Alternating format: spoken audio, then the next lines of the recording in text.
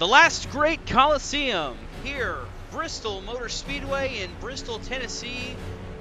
We will see a race, round 2, race 1 for the playoffs of the Juggernaut Truck Series, the Mardon 200. It should be a good one, a fun track, a fun race, and overall, this should be a good one. I'm Dustin Allen. Joining me in the booth today is Adam Kuhn. Adam, welcome to the booth. Evening, Dawson. Excited to be here, and should be exciting race tonight. Bristol, exciting racetrack. Bristol never fails to put on a good show. It is always a very fun track, and tonight we'll see these gladiators do battle. It's going to be a fun one here tonight as we kick off the first round of the playoffs here at this historic racetrack known for its exciting racing and its exciting finishes. So as we pan around here, we see the new fastest lap of this practice time has been set by the driver of the number 9 truck. That is Kyle Reuter. He is in here making his first start in a little bit as he plans to run this race here tonight. He has been showing up some speed in practice here tonight. He is currently P1 on the boards, but the highest playoff driver right now, that second place truck, that's the 60 of Zach Rinker.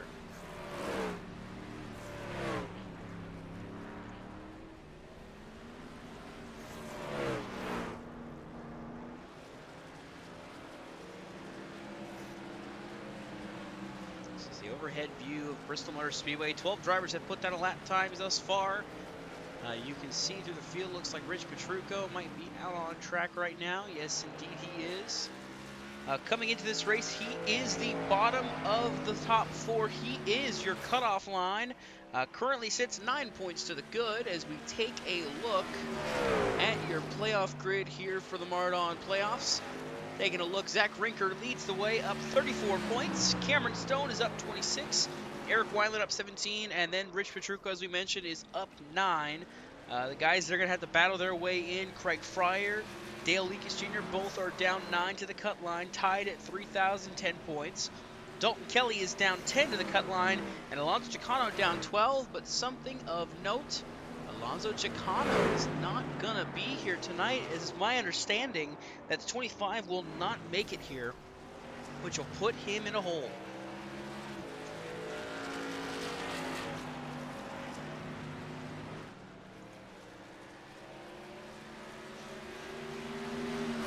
It's likely going to be a must-win mentality for Chicano in the next 2 races, Talladega and Miami, but we've seen him perform well at those racetracks in the past. He loves restrictor plate racing, so it'll be a factor in a couple weeks' time at Talladega. So don't count him out there, but like you mentioned, going to be in deep points hole after tonight's race. Indeed he will. He's going to have to fight to get back up into it. Virtually going to be a must-win, missing this race with everybody else running. So, and that was kind of the story with the first round of the playoffs. You know, Andrew Schartner, he made the start at Kansas, but after that, you know, he didn't run in the other races, so he put himself in a must-win scenario. Going into that final race, Nick Stein was out of it, didn't make an attempt at the final race. You see Brett Bennett there in practice just bends it in the middle of the front stretch up into the inside wall and back across the track. Is that 47 truck. So, you know, we see it, you know, a lot of these guys are going to have to make some good runs here if they're going to want to go on to that next round of the playoffs.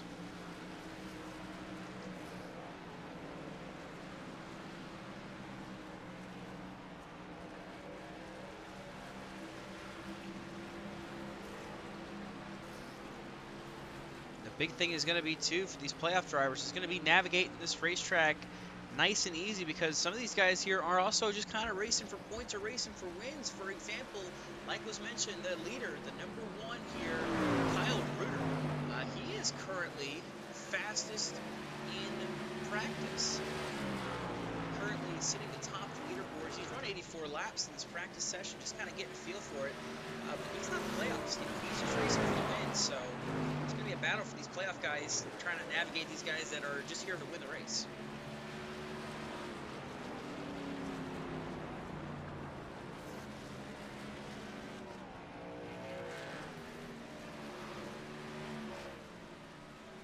Yeah, you mentioned Kyle Reuter. He's a really good short track racer, so it's good to see him back in the field tonight.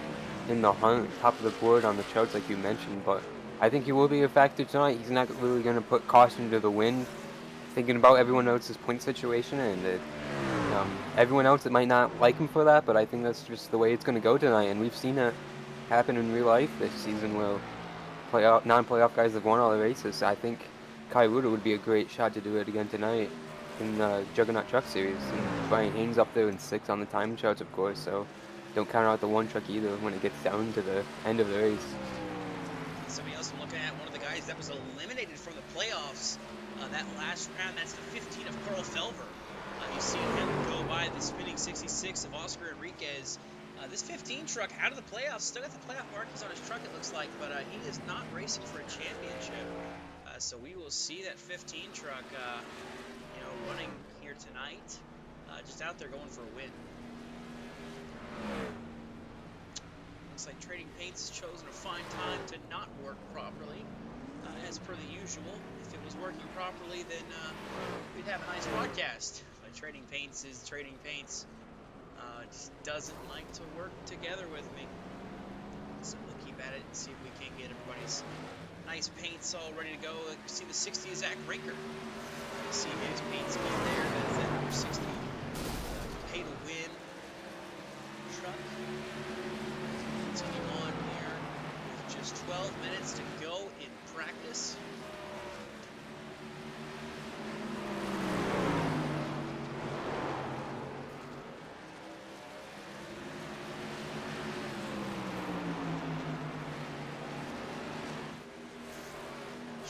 Everything up to date now.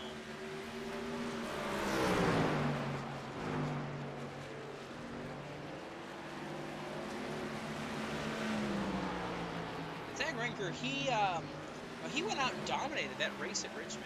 Pretty much led 194 200 laps. He took the lead from Dalton Kelly about lap 5 or 6, and then just never looked back. So the 60 truck at short tracks, I would not look past him to wind up in victory lane.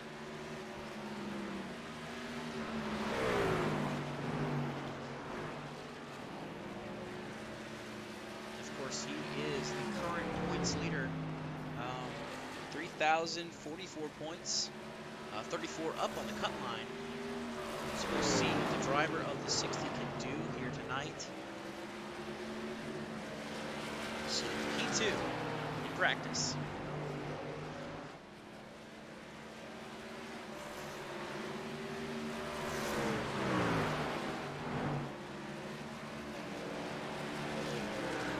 There's the other driver that was able to snatch a win in that previous round. That's the 21, Eric Weinland. Still with that plain white sponsorless truck. Right now he's 13th fastest, not really up there in the top of the charts, but he's still getting his warm laps in. He's only run 5 laps comparative to everybody else here that's been on track. The most laps that has been turned by anybody in this practice session, Brian Haynes with 101 practice laps here so far. So these guys are definitely wanting to get their money's worth here in this hour-long practice session.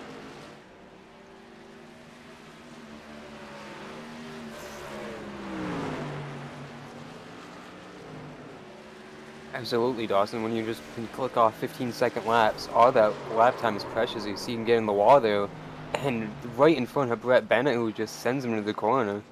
Circumstance they're going into 2 and 3, I believe, but when you can run and click off laps really quickly, it's very important to get some long runs put down because we probably won't get a lot of cautions with how few trucks we have entered, so long run speed is going to be very important tonight. Hearing somebody crashing down the front stretch. I'd be willing to bet who that was, but as we see these seconds continue to wind down here in this practice session, just under 10 minutes to go. Right now the field size is currently at 15 drivers, with Adam Benefield joining the field along with Joe Gwelt, Eric Weinland turning a laps as well, and you see just that top 5 all within a tenth of a second here. So you think that'll play a factor tonight in the close racing, close quarters racing?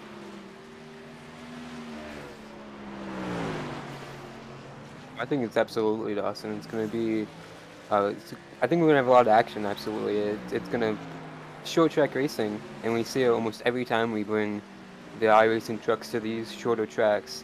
with these guys, they're just aggressive, they're up on it, and especially the playoff contenders, they're going to be driven to be contending for those points, the stage points, and all the race win. That's a guaranteed berth into the championship four. It's going to be very crucial.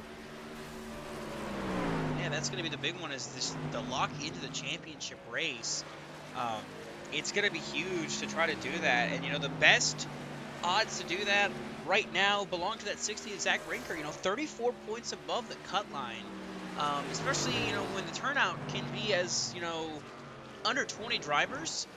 That might as well be just about a full race advantage alone. So take that, factor in with stage points that he earns just about every race. That 60 truck could lock himself up on points, before next week's race. After Talladega, he could run a good race at Talladega and lock in on points for the championship round, just like that. So, but then you got the other guys that have to fight hard. Eric Weinland's going to have to defend. Rich Petrucco is especially nowhere near safe. So, this ought to be a fun battle, especially here tonight at Bristol.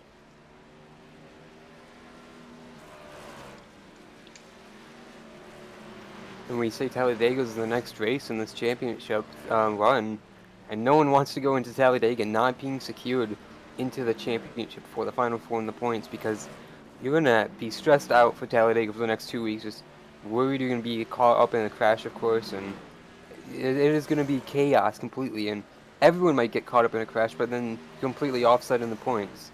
So it's like a complete throwaway.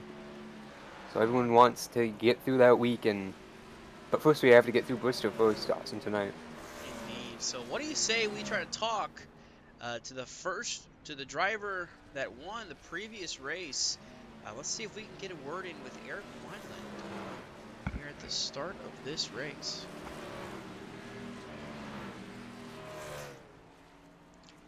Hey, Eric Weinland, this is Dawson up in the booth. You got a copy? Yes, sir, Dawson. I got you. Alrighty, well, here we are for round two. You're sitting pretty good right now. Third in points, a 17-point gap to the cut line. But so far, not been able to show the speed. 13th fastest out of 14 have set a lap. What's it going to take to get this truck going here tonight? Gonna take some attrition, probably, Dawson. Bristol is not my favorite place to try to build a truck. I had a good cup set here years ago, but I wasn't able to replicate anything like that in the truck. And most of my thinking was, hey, if guys are smart, we'll end up in long runs. I can try to do so on pace, and if we end up in short runs, well, it's probably better to be at the back end and miss the wreck anyway, versus being in the middle of the wreck. So gonna hope for some attrition tonight. We do have that 17-point cushion, as you said, to lean on. And I'll probably be leaning on that at least this week, maybe the other two races of the whole round. Like I said, the previous round was a round of luck for me. This one's about the round of survival. We can survive and go race for a championship. Yeah, indeed, I'm going to be a survival. So coming into today, of course, Bristol. Then the next race is Talladega, then Homestead, Miami Speedway to close it out and to eliminate 4 drivers. If tonight doesn't go as well, what is your feeling going into Dega? Do you feel like you have to be up front pushing for points, or do you think you can just kind of wait it out to try to go up further to Miami?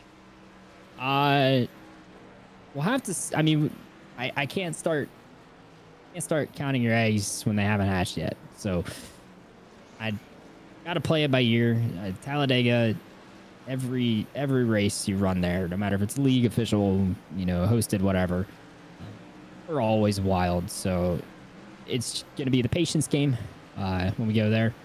And more so on my mind, I'll be probably points racing rather than going for a win, because I don't need to win to get in, hopefully, by that point. So regardless, all about, like I said, using that cushion and surviving through this round to get through Homestead and go to Phoenix with a shot. Alrighty, well, we'll let you get back at it here. Best of luck here tonight, and hope to speak to you later on. Hey, Dawson, I appreciate it. Have a good one. That was Eric Weinland, driver number 21 here, our previous race winner at Kansas. So, as the minutes are winding down, under 5 minutes to go here in practice, Kyle Reuter continues to be the fastest truck on track, but a new second fastest That being the 15 of Carl Felver. He finds himself P2. Zach Rinker down to P3. Dustin Hall is 4th fastest, and Dalton Kelly now 5th fastest. And we see a change here. 6th fastest truck on the track right now. That is the number 47 of Brett Bennett.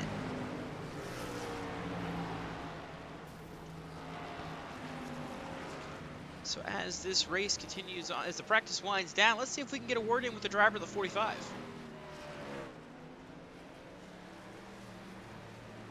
Hey, Dalton Kelly, this is Dawson up in the booth. You got a copy? And 4. Alrighty, Dalton, heading into this race, you are below the cut line, 10 points down coming into it. But what are you feeling like with Bristol here? 5th fastest, now 6th fastest actually on the board here tonight in practice. Nah, it's just qualifying speed. You can't put much into that.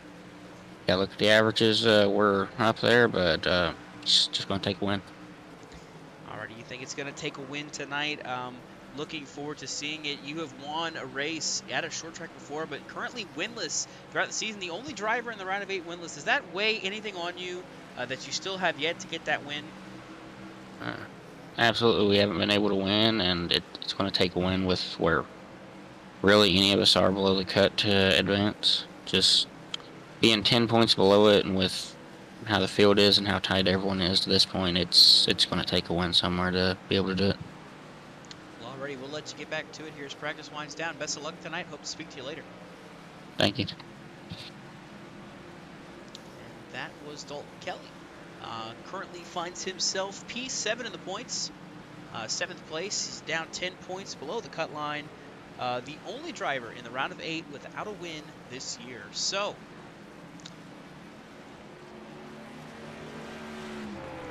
laps winding down, time winding down. Everybody getting those last couple laps in they can get. Trying to get that last feel for this truck and how things are going to play out tonight. Adam, what are you thinking about your pick to win? Well, I'm going to keep it within the playoffs. I'm going to go with someone we mentioned way back at the top of the show pretty much, but big crash right there, but I'm going to go with the 27 of Rich Petrucco. He's going to be a really fast contender. I think tonight he's going to be really hungry to get that win. I think he's going to be up there at the front to be in contention when it comes down to it. If it takes a late restart, I think he's going to be in the top 4 definitely, and if he's not wrecked out trying to put it on the line, I think he's going to be definitely in the contention for the win and seal the deal for the championship forward tonight. You're picking a playoff driver. I'm going spoiler. I think the driver, the number 9, Kyle Reuter, showing speed here, obviously. I think he's going to continue to maintain that speed. I feel like this 9 truck is going to wind up in victory lane here tonight. But, of course, it just takes one incident. It just takes one hit, and that could ruin your race and pretty much kill all your momentum. You see, there's a 15 of Carl Felver sitting sideways on the front straightaway. 48 seconds to go here in this practice, and you see Brett Bennett spinning off of turn 4. That might be something we see a lot tonight, is a lot of guys losing it off of turn 4. Very easy to spin out here. You're pushing just a little too hard there, trying to get everything you can get.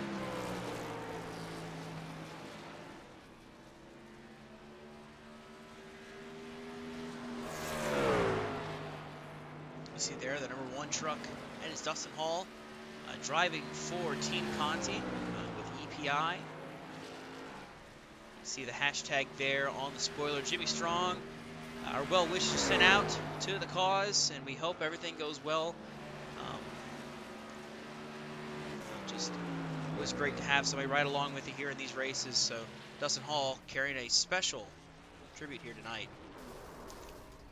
That'll do it for practice, though. Kyle Reuter, Carl Felver, Zach Rinker, top 3. Actually, there the line at the last second changed that. Zach Rinker was able to take the 2 spot. That's how close it's been. But we'll have to see as qualifying is now underway. I believe we have one already out there. Brett Bennett is already rolling, ready to make his first attempt at a qualifying lap.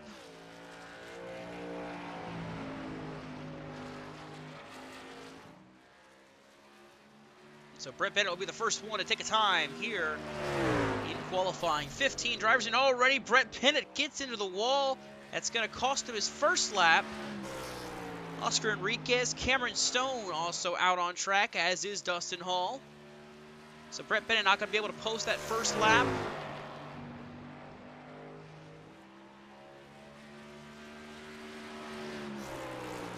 Cameron Stone currently sits at the top spot, a 14.6. Now it's Dustin Hall with a 14.648. Brett Bennett puts a time down of 14.9. That's not going to be enough to get ahead. As we'll go back and see Enriquez improves to P2. There's Dustin Hall crossing the line. 14.679, unable to improve from his previous lap. And I believe now Brian Haynes is out, starting his laps. His first time by a 14.907. He'll have to run something just a bit better as he comes around this time. Kyle Reuter out on track. Craig Fryer, Dale Leakus Jr., Joe Wilt setting lap times as well. As you see, the 17 goes to 6th fastest as Brian Haynes hits the pit wall. You see Kyle Reuter on pit road there. Might have had an issue, might have spun it out. And looking elsewhere, is Joe Gwilt going backwards to turn around? Indeed he is. Might have had an issue there in his qualifying. Take a look and see, yep, sliding through the corner. And that'll do that to you. That'll end your qualifying run if you're not able to have a good lap. And we'll also try to see if we can catch what happened to the 9 of Kyle Reuter. Currently out, looks like making his second attempt at a lap. Unable to do a good run there. So Kyle Reuter finds himself 9th, but Zach Rinker, currently fastest, 14.5. You see him going for the pole sideways across the line. Unable to improve his lap, but he sits. Dalton Kelly crossing the stripe that time by. Just barely improving his lap time from that last go around. I believe he is the last truck on track. You see him slowly pulling off. Carl Felver looks like he is firing up, ready to go. 4 drivers yet to set a lap time. Eric Weinland, Carl Felver, Rich Petrucco, and Adam Benefiel. All heading out now is the 15. I believe Rich Petrucco also now getting ready to start his first lap, as there goes Carl Felver. Start lap 1.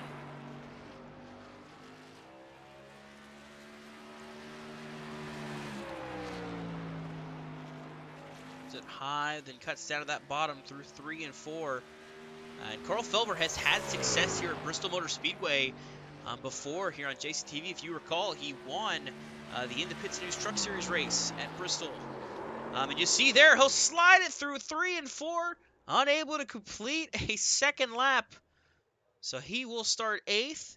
Meanwhile, Rich Petrucco puts it P5, going for his second lap here. As he rolls through 3 and 4, he'll improve his time, and that should put him P2 for the driver in the 27.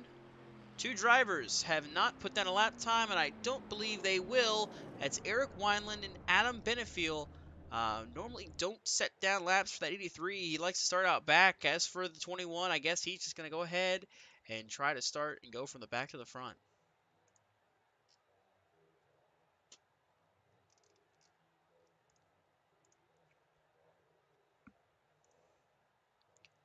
So very topsy-turvy compared to what we were seeing in practice.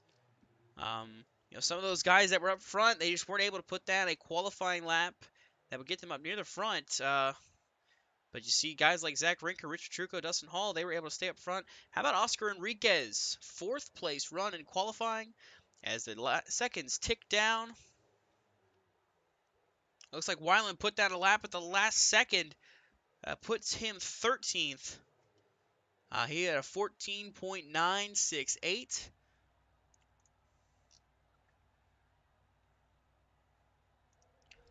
But that will do it for your qualifying, and now we get ready to grid. So as drivers begin filling up the front straightaway, let's take a look at your starting lineup presented by Mardon. Starting in row 1, it's Zach Rinker and Rich Petrucco, both playoff drivers. Then it's Dustin Hall and Oscar Enriquez. Row 3 is going to be Cameron Stone and Dalton Kelly. Dale Leakus and Craig Fryer make up row 4. Back in row number 5, right at the top 10, it's the 15 of Carl Felver, and then it's the 86 of Brian Haynes. And back there in row 6, it's Brett Bennett and Kyle Reuter. Row 7 is Eric Weinland, joined alongside Joe Gwilt. And like you mentioned during qualifying, Adam Benefield's going to start out back as tradition in the Moden PC Truck Series. So shotgun in the field inside row 8. And Adam Benefield has had success starting from the back. He hasn't had to have any help. He is a very talented driver. He is just good at what he does. To see him starting from the back here, it's no shock. Happens all the time. It just all depends on how the race goes for him, but he always finds his way to the front as the race goes on. Always very good at making his way through the field. So it looks like the field is all lined up and ready to go here. See the 15 dropping in there, and looks like everybody's ready to roll. It's going to be, I believe, 2 laps, as is tradition for these short tracks here on these caution laps, on the parade laps, essentially, to get everybody ready to go here. You see those blue numbers? Those dictate the playoff drivers. So Zach Rinker, Rich Petrucco, Cameron Stone, Dalton Kelly, Dale Leakus, Craig Fryer, and Eric Weinland. Those are the 7 of the 8 playoff drivers in this round of 8 that have made this race tonight. Alonzo Chicano, not present, will not be racing tonight. So that will put him in essentially a must-win over these next 2 races coming up at Talladega and Homestead. So it'll be interesting to see what that 25 truck can do. Adam, how long does it take? I'm not really sure. I think we'll get farther than we think, but at the same time, who knows? It's going to be a little chaotic, I think, especially with the stages here. We'll see. You mentioned the stages. Stages for this race. We're going to have stage 1 end on lap 55. Stage 2 is lap 110, and the race is 200. The field will be in control of Zach Rinker, a phrase you hear all too often as he qualifies it on the pole or second pretty much every race he runs. That 60 truck is always fast when he comes into this league, but through 3 and 4, the pace car is in, and the green flag flies. We're underway here at the Marathon 200 at Bristol.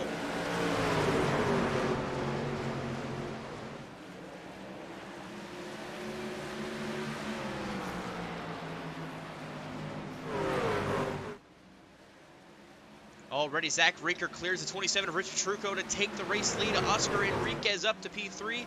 Dalton Kelly currently battles with the one of Dustin Hall. That is for P4. And Kelly is going to take it here as he continues to try to march to the front early on here.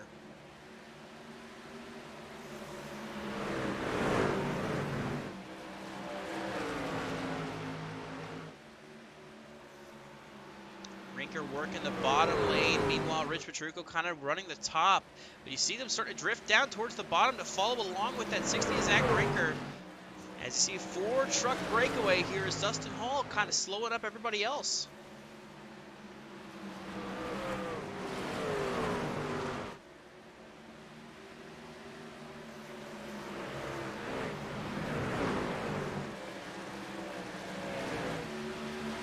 Battle on for P2. Dalton Kelly is there, knocking on the back door of Rich Petrucco.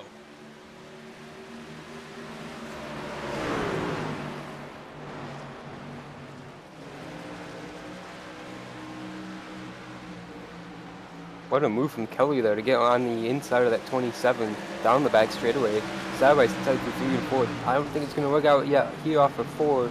Can't do it. Petrucco's going to use that outside. And Kelly actually got on the apron there and won. Kelly getting on the apron, had to get out of it a little bit there. It allows Petrucco to clear and stay out front for the time being in P2. But up front, it's Zach Rinker continuing to lead as they continue on here.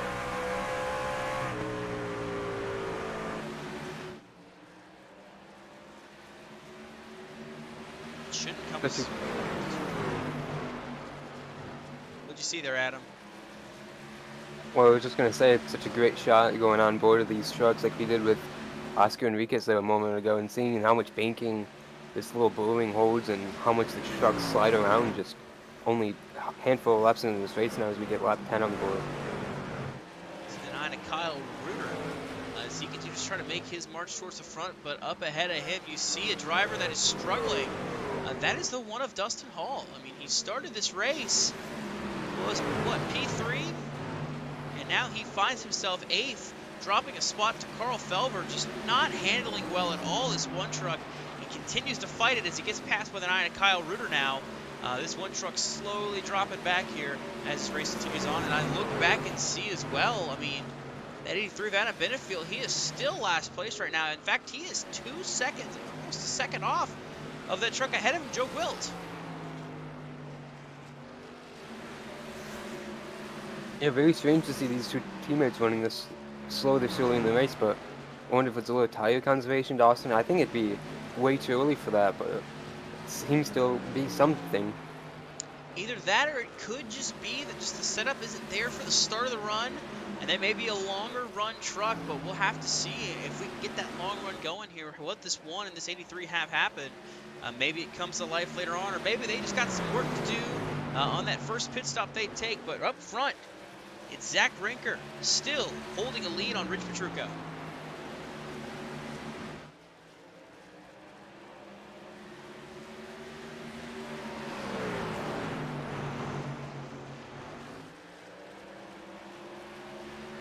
Going back to that one truck at Dustin Hall, he has now been passed. I heard contact. Look, maybe sounded like maybe somebody got the wall somewhere or something. Couldn't tell fully, but I heard a little bit of noise. But I do notice Dale Leakes Jr. up to P6, slowly marching through the field here.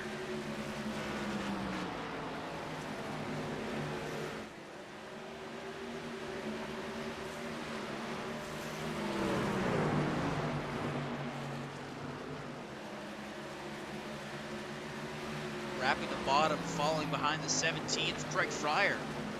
Is slowly but surely inching his way towards him, making that bottom work. Is the driver of the 69. You see him starting to blink out just a little bit there. A little bit of net code issues, a little bit of latency issues. You see on board from the driver of the 69 truck. Side by side now with 17, a little bit of contact.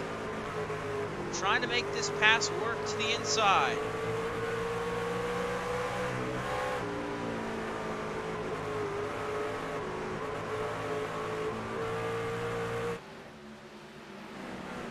Make that pass work.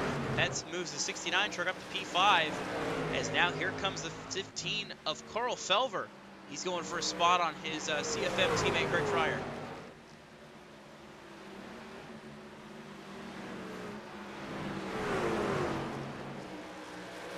You can see Leakes stoked to drive away from the 17 machine, so these top 5 I think are going to pull away from Fryer and Felver. If Felver does not get around the 17, his CFM teammate right now at the time being, as he dives into turn 1 side by side with him again, but I think the top's going to carry too much momentum for Craig to hold off Carl here for the time being, as we see Oscar Enriquez with a right side beat up, but he is perfectly in between Kelly and Leakes, and now Leakes to the inside of the 66 machine. Yeah, I was going to say that 66 found the wall at some point. You know, we were showing that 69 just up ahead. Enriquez had got the wall there on exit of 4, so looks like the handling a bit of a handful for that 66 Oscar Enriquez. He is the lone non-playoff driver currently in the top 5. You see him get passed by the 69 Dale Leakes Jr. I think Leakes wants to go to the front. He is on a march here as he continues through the field. You know, we talked about the one truck falling back. Well, this 69 truck is moving forward. Started 7th, and he's slowly crawling his way up to 4th, now battling for 3rd with the 45 of Dalton Kelly. Oh, Dalton Kelly at the wall there. Loose off the corner. The 45 gets the wall. Going to drop a ton of spots here as everybody starts to go by. That's huge for him. You see that left side beat up a little bit too. Don't know if it was contact with the 69. Oh, wow. That was a big netcode moment there for the 45. He was nowhere near the driver of the 69, and he got put into the wall. You can see the truck jolt there, coming off of 4. It just shoots up the racetrack, and Likas even got some damage on his left side, on his right side as well.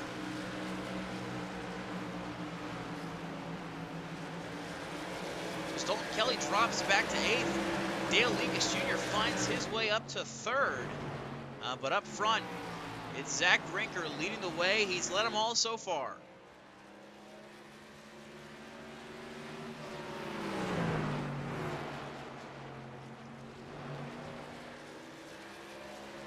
So as the action continues to heat up, we're going to take you to a quick side-by-side break. Don't go anywhere. You won't miss a thing here on JCTV.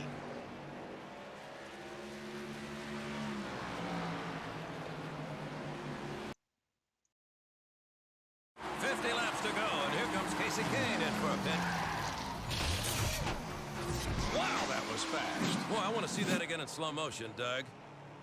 Okay, that was something I did not see the first time, Pete. Boy, you catch a lot more detail when you slow things down. I guess so. Those look good. Yeah. Oh, Casey's always got time for arm wrestling. Amazing. Yes, she is, Pete. Boy, you blink an eye and you miss all that.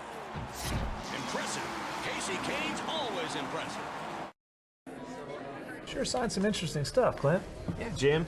I sign all kinds of things. Did you just sign a baby? I sign lots of babies. I signed a lot of hats. Glad we took our 5-hour energy today. Gives you that alert, energized feeling. Lasts for hours.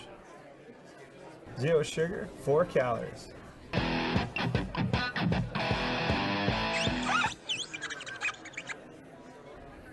Thanks.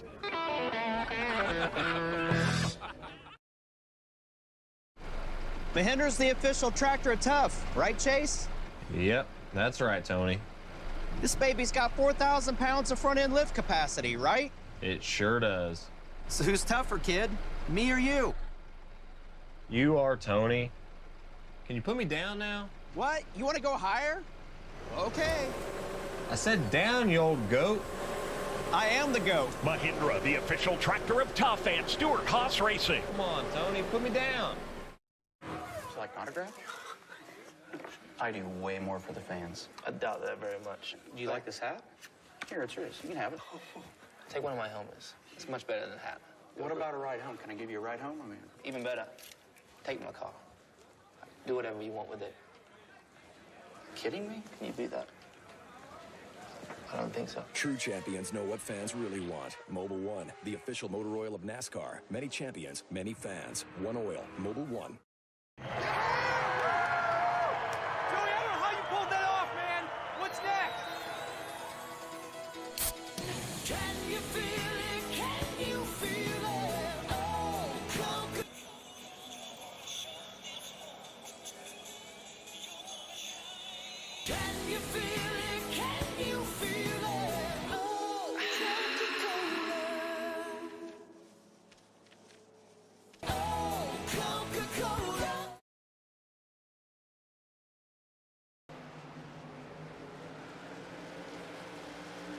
We're back here at Bristol, coming up on 10 laps to go almost here for the stage.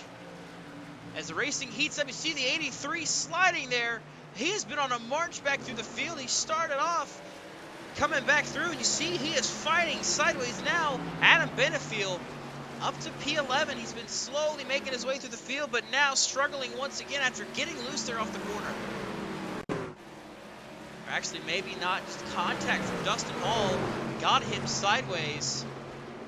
That 83 recovered, and now he goes to march on to battle for some more spots.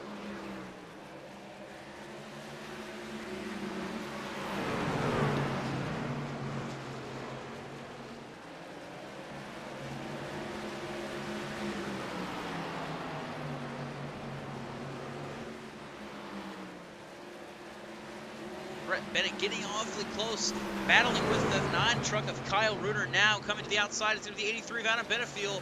You see that 47. Looks like he's letting off and letting him by here. These two have had issues over the past couple races, and looks like Bennett doesn't want to continue them on here tonight. Lets that 83 go without any issue. So move the 83 to P9, while Dustin Hall moves up to 8th, now battling with Eric Weinland for the 7th spot.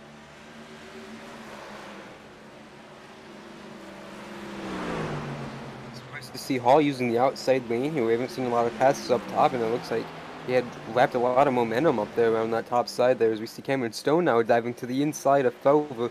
This is the battle for 4th. Remember, Felver eliminated from the playoffs last race, so Stone wants that position, grab another point here as we come into these final laps of the stage here with about 6 to go. Yeah, 6 laps to go. Zach Rinker is checked out from the field. 2 seconds behind him is Rich Petrucco, who is going to be under fire here shortly by the 69 of Dale Leakes as Cameron Stone continues to pester that 15 of Carl Felver. But you see this big gap here. You see as Dalton Kelly, Brian Haynes both down a lap, so that 45 suffered a pretty good hit to put him down a lap and out of stage points. As you see, Rich Petrucco now going to have to defend here for another 4 laps, as here comes Dale Leakes Jr.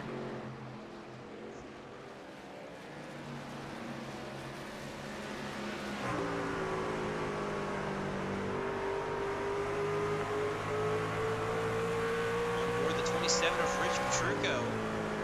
As you see that 69 continuing to pester, continuing to poke, continuing to try to do anything he can to get around the driver of the 27. As you see, just constantly blinking here, this 69 truck is.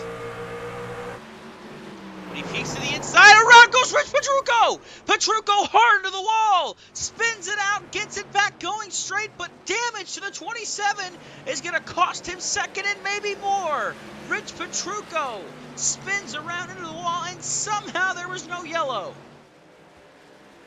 It's going to be the most surprising thing out of it all. He did a full 360 in the middle of the track, but he keeps going, and he's going to stay inside the top 10 for the time being, but big damage, and he's really slow as Adam Benefield has to run up on him in the exit of 1 and 2, nowhere to go. Now he's holding up Craig Fryer. Benefield went for it, couldn't quite get there, so Petrucco drops to 6th.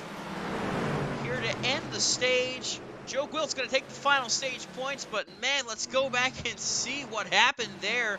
That 69 truck just got to his inside and just got into him there and around with the 27. Somehow was able to get back rolling, though, without a caution. But was able to somehow manage to finish 6th after all of that. So the stage is over. Zach Rinker going to finish at P1. Dale Leakes Jr. is going to get 2nd. And I believe that's Cameron Stone that's going to get 3rd here for that stage. And as everything shuffles back around here, some of those guys pitting, obviously. Rinker and Leakes. I know Rich Petrucco came home 6th after all of that one.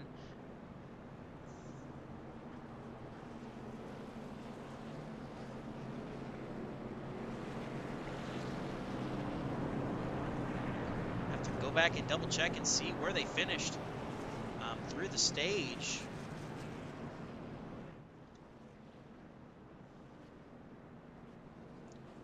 I believe the 17 finished it in 8th place, but I could be wrong on that one.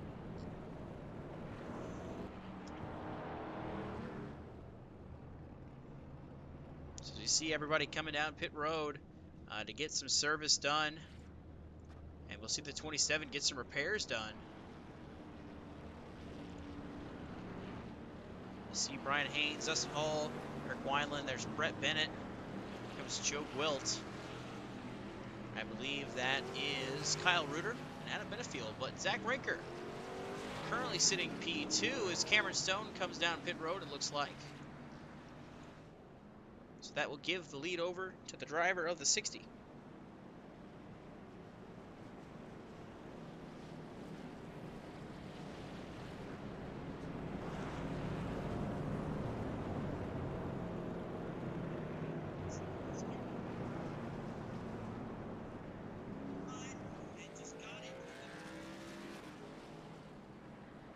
So as the field spins back around, Adam, what do you say we talk to the driver of the 60 truck who was able to win stage 1?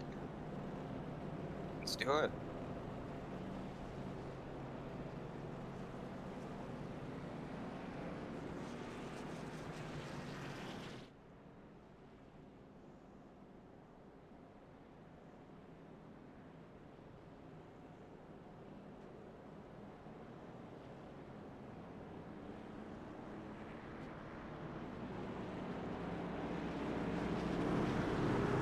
Zach, it's Adam up in the JCTV booth. You got a copy? Yeah, I do. Well, you got the pole award and you got a dominant first stage. What more do you need here tonight? I just gotta keep the tires under it, you know, going back green here next time around, so see what we can do. All right, we'll let you get back to it. Sorry for this quick interview, but hopefully we get to talk to you more later. All right, thank you. So as the field comes through 3 and 4, a very quick interview indeed for the driver of the 60. As you see the field come around into the restart zone, Zach Rinker leads us back underway here at Bristol. Another See, great looked like the launch from him. 69 almost drifted up the track there. Just everybody else left to battle for themselves. As they continue on here, you see the 69 having issues as this race continues on. But battles all around goes Leakus. Leakus into the wall. You did a great job on not collecting rest of the field, but big time damage to the right front of that truck into the safer area there. That's going to be big, but you see up front, here comes Carl Felver now, stalking Zach Rinker for the race lead. I believe it was contact with Felver that sent the 69 up the track, but Leakus continues, and here comes Felver, like you mentioned, just 0.4 of a second behind the 60 truck.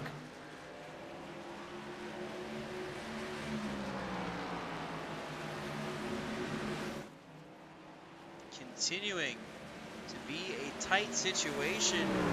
We're going to get you some updated points here. Rich Petrucco finds himself now 5 points above the cut line after that incident. So what would have been a good run turns into a disaster for the driver of the 27 machine as Dale Leakus Jr. finds his way up to the bubble here. He is on the cut line. Craig Fryer's down 10. Still Dalton Kelly now down 15 points and 3 laps down on track.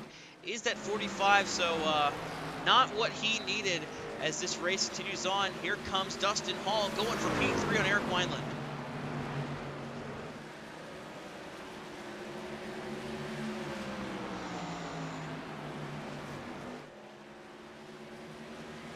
Still, though, it's Zach Rinker out front as he leads the way here.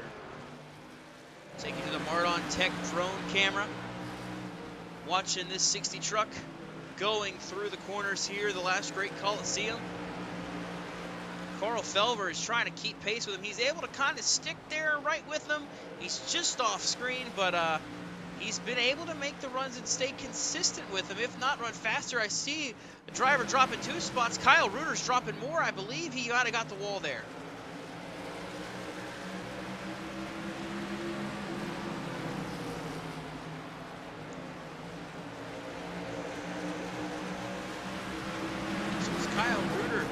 On, I see the lead is shrinking. Carl Felver is coming. Here comes the 15.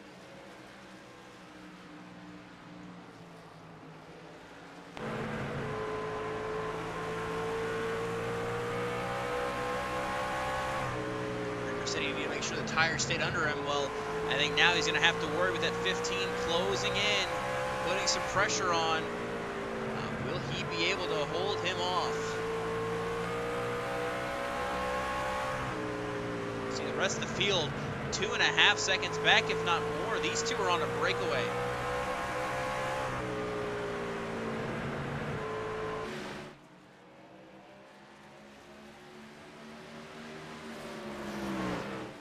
Joe Quilt slow. Adam Benefield had an issue almost 2 there.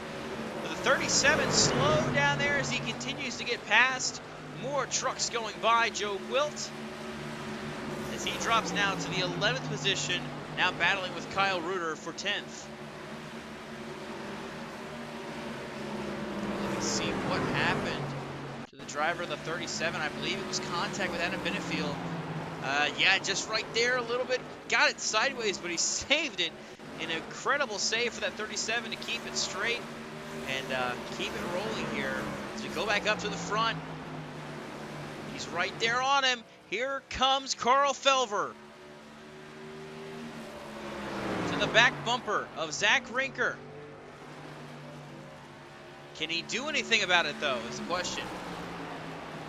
These two have a straightaway lead on the rest of the field of Dustin Hall in 3rd place.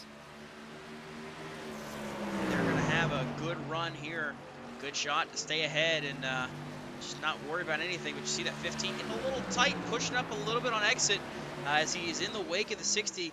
He is trying anything he can to get around him. You see, there goes the 15! The 15 sideways, what a save he makes, but there goes Zach Rinker now. He got the mistake he needed Felver to make, and just like that, it's a 2-second lead for the 60 truck. Absolutely right, Dawson. That's what Zach Rinker wanted, but now Carl Felver, that's the last thing he wanted, because not only is the gap gone, what a great save this is. Holy cow. It but was his not only next lap by, you see he's right there with that 60 truck. And they came around right here. Like I said, I think he's just pushing as hard as he can to try to keep with the 60, and then right there he just loses it. But just what a save that 15 truck makes to keep it off the inside wall. But now he's going to be under fire from that one truck at Dustin Hall here for second. the main objective is to not make the tires any more mad, because he's already upset them once with that huge slide caution. So there goes that. Caution on the racetrack. Looking to see, I believe it's the 86 of Brian Haynes. Slowly rolling here. Indeed it is. Not good here for this 86 truck. Let's take a look and see what happened. I believe you see already in progress there sideways. Dalton Kelly getting the wall to miss it. We'll see if we can go back just a little further. Was it any contact or did he just lose it himself? Oh, just net code contact there. Gets him into the 66 and spins him around to bring out the caution. So as Brian Haynes loops it, that brings us under caution, which is big for some of these drivers. See, Dustin Hall is on pit road. He was up to third place, about to start pushing Carl Felver for second, but he will pull down pit road. Looks like he's changing his tires as well, so possibly an attempt to push forward here. As he rolls off pit road, that'll find himself 13th.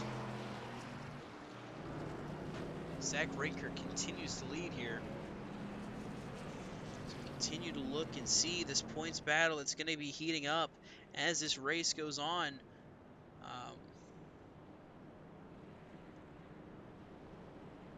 You know, we got to watch and see the cutoff. You know, Dale Leakus Jr. was right there on it, but with that spin, that's going to put him a little bit further behind the 8 ball now, as he finds himself running, I believe that is in the 14th position, but I don't see him anywhere. I don't know if he left or if he's just having connection issues, but that 69 truck currently showing on my end that he's not here. So that would be big if the 69 truck at Dale Leakus Jr. is out of this race, because that would essentially shake things up.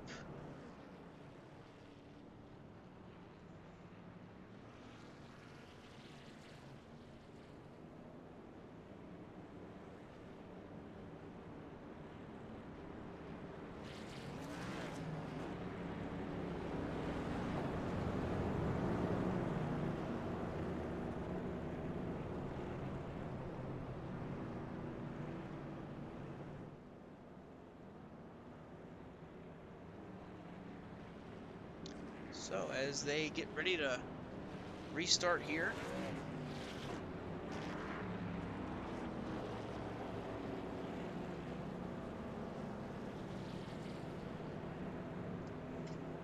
Rinker continuing to lead.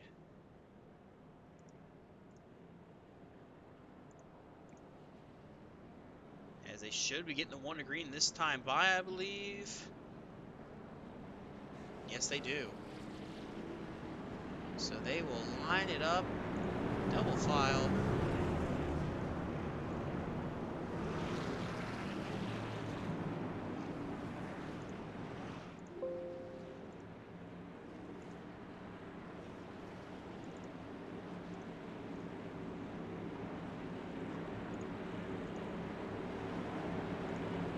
So as they do, Zach Rinker, Carl Felver, the top two once more. Heading down, the pace car pulls off. Rinker leads us back to the green flag. Back underway here at Bristol.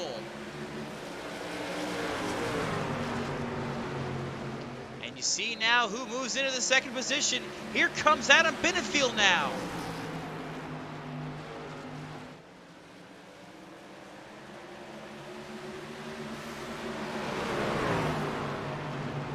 Carl Felver running it wide there.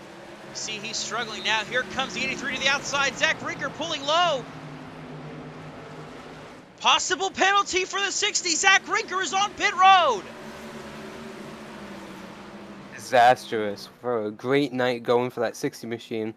Down the drain like that, wow. So as the 60 truck pulls down pit road, I believe to serve a restart penalty. Indeed he is. That hands the lead over now to Cameron Stone, who has gotten by Adam Benefield. A disaster for the 60 truck of Zach Rinker, as now that lets Cameron Stone take the race lead. You see up top, 35 points above the cut line heading into this second stage, but now it's all going to be a wash. He's going to lose points now, as some of these guys are about ready to score some stage points. We've got just under, or just about, less than 20 laps to go to the stage. You see Rinker down 3 laps now, scored in the 14th position.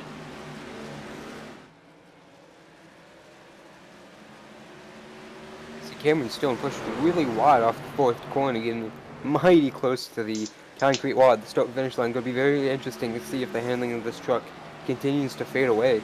Despite him holding best track position, we see this mess. Dustin Hall trying to sweep by 17 and 9, couldn't quite get by 17 and Greg Fry. Got by Kyle Rue though pretty easily. And he'll do so. That is for the 5th position. Here comes Dustin Hall on fresher tires, I believe. The rest of the field after that pit stop there, into that last caution, slowly making his way through the field here. As you see that 17 Greg Fry now falling into the grasps of Kyle Ruder. This is the battle for 6th position. Rich Petruka with a rebound. He's up to 8th, but that truck probably isn't handling as well as he wants it to. As now Brett Bennett is the truck behind him. That is 8th and 9th. Then your final spot in the top 10. That's Joe Wilton, 37. He currently holds it over Oscar Enriquez, who finds himself left with a couple trucks behind him. And a bit slow, a bit off the pace for the 66 truck. But up front, Cameron Stone continues to lead. Now he has to try to hold off Adam Benefield coming up. It should be 11 laps to go here in this stage 2. And Stone needs these points a lot more than Benefield, so he's going to push like crazy to earn them.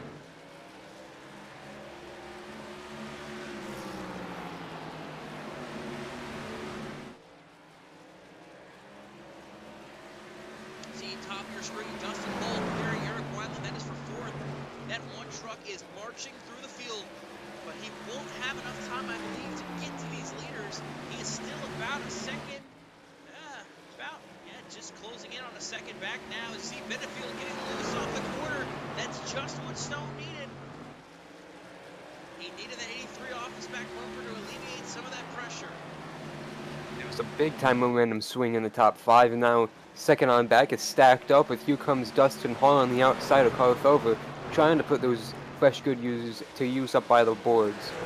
Dustin Hall has been to the back and to the front multiple times in this race already, and we're only over halfway just now, but now he finds himself in the 3rd spot. So you see now Dustin Hall making those fresh tires work, and he's closing in on his teammate. That is Adam Benefield. That would be for 2nd. Now this strategy from Dustin Hall makes sense to me. I just don't know why no playoff contender paired with him to cover and do the same thing he's doing and try and steal some points. Well, the reason I see it is, no one else is really in position to do such a thing. The rest of those guys still have some. Petruka has damaged. Fryers has not been able to be up there, and Weinland's been just kind of slowly making his way up, so I'm not too sure. But Cameron Stone's been able to make something work as he is up to the front, leading now, coming up on 4 laps to go in stage 2 this time by. Can he hold off and get those much-needed stage points, as you see right now, looking at the cut line, up 24 on it, but 10 points never hurt nobody. 83 back to him. Benefield now right on his tail, doing everything he can to try to catch that 57 truck.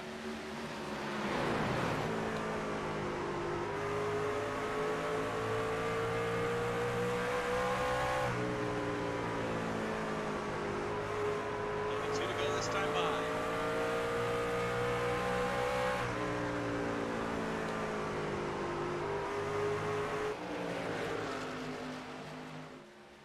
Still right there, can't quite get there. He's going to try the top lane, see if he can't get the momentum. Coming to the last lap here in stage number 2, it's Cameron Stone leading, Benefield second, Dustin Hall third. Benefield trying to make the top line work. I don't think he's going to have enough for it. Coming through 3 and 4, Cameron Stone is going to win stage 2 after Zach Rinker had to pit for a black flag. Now Cameron Stone will win the second stage at a Benefield P2. It's Dustin Hall, P3, as we see the after stage 2, the playoff drivers, I should say. Rich Petrucco gets 8th, Craig Fryer is 6th, Eric Weinland 5th, and Cameron Stone winning the stage.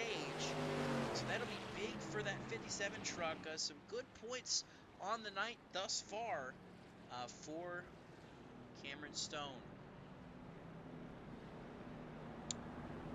Whew.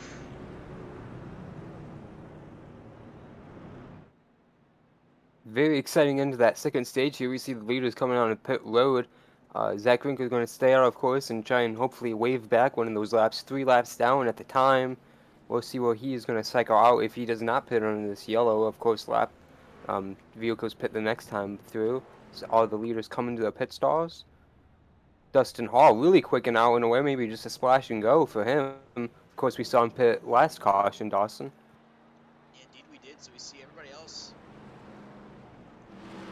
So the rest of the field's finally out there. I noticed Brian Haynes, P2, but I believe that is just from cycling through as the wave. Could that actually be? No, I believe that was just cycling through. You see him behind the one truck. Dustin Hall looks like he's coming back down pit road is the one. So that should cycle lead back to Cameron Stone. What do you say we talk to our stage 2 winner there, Adam?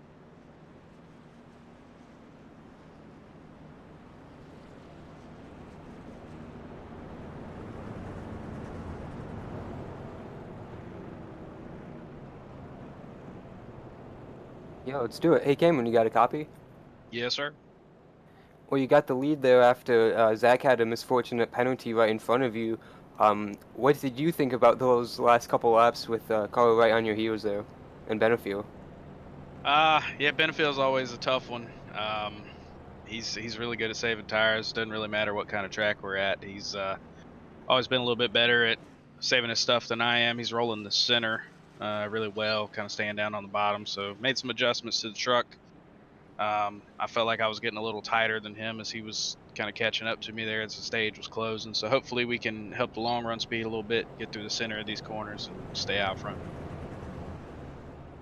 Well, it's going to be 85 to go, so what do you need to put yourself in position to do that here? I think I'm in the right position now. The clean air in the trucks is definitely really important. Zach had it for the early part of the race. He was able to check out pretty good, and as soon as I got up here, I ran my fastest lap of the race. So as long as I can keep it on the point, stay out of trouble, with lap cars, and if it goes green, Zach's got a uphill battle to get back up here. So as long as we can keep this track position, I think we can put her in victory lane. Well, hopefully we'll talk to you if you do, and look forward to seeing you run these last 85 laps here. Thanks, sir. That's stage 2 winner Cameron Stone, who picked the inside lane, of course. Hello. Going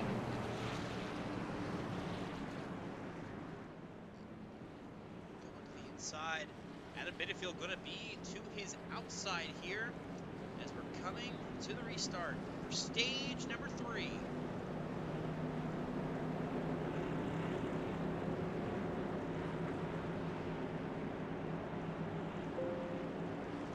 So, field under the control of Cameron Stone now. Adam Benefield, front row, green flag back underway, stage 3 here at Bristol. Eric Weinland with a great start from 4th on the restart's going to take the 3rd position from Carl Felver. Great launch in the outside lane, and Adam Benefield tucked in lane right there, right behind Stone. P3 now has slowly made his way through the field, now up to 3rd on the back bumper of Adam Benefield. Getting off it there, how about Richard Trucco, the recovery from the spin with Dale Leakus Jr. He finds himself battling with Weinland for 3rd, and this will be big for him if he can get this going. As you see the fight continuing on between Benefield, Weinland, and Petrucco. That's allowing Stone to break away as the caution flies. I believe it was the 66 of Oscar Enriquez. Slow there. I believe he had a bit of a spin, and that's going to bring out a caution. Back and see what happened. Just lost it there in 1 and 2. Was able to save it there, but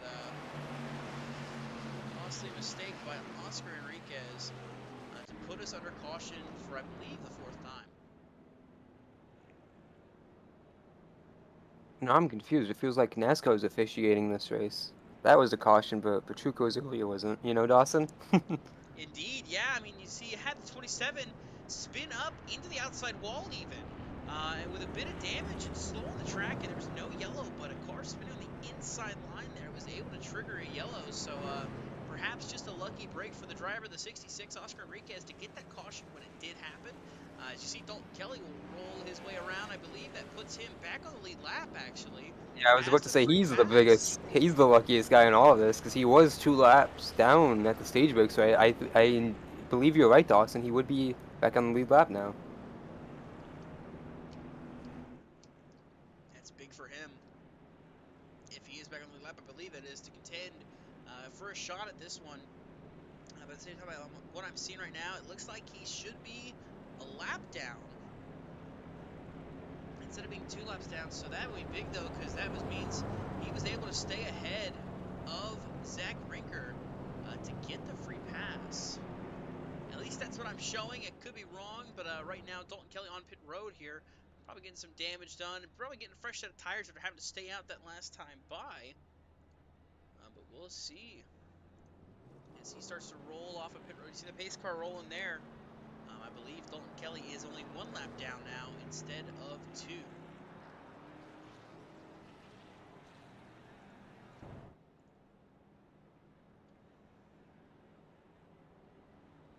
So Cameron Stone continues to lead, and Adam Benefield, as we mentioned, you know, he has just gone everywhere in this race. Starting last, coming up to the front, and right now finds himself 2nd. It's just classic Adam Benefield, you know, start out back, roll towards the front, and then just make your moves at the end when it matters most. So not a surprise to see him up front here now in 2nd place.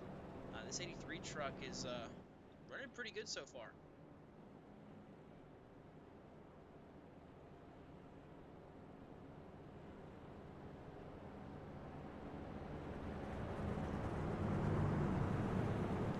Should be 1 to green this next time by. And I believe this should give us a 76 lap to go. 76 to the end of this race. At the green flag this time by.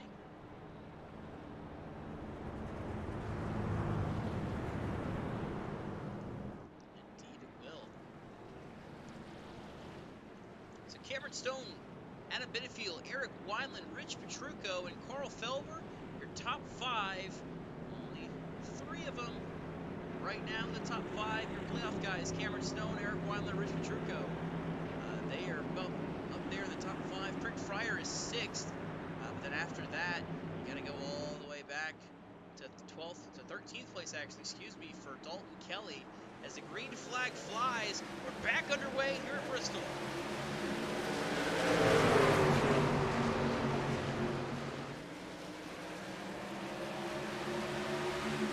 Finally got a really good jump. He's side by side trying to clear the 83 of Adam Benefield. Can't quite clear, but he's going to pull up. There he goes. Now the 21 truck is the P2. Here comes Eric Weinland.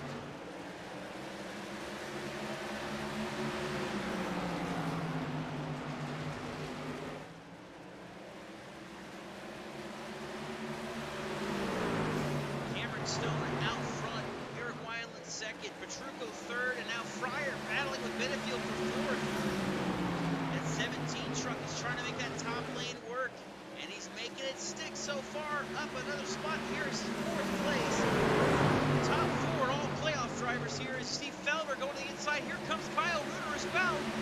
He's trying to make the move on Benefield. Something amiss on the 83. He is dropping spots now back to 7th. Under fire from Brett Bennett now.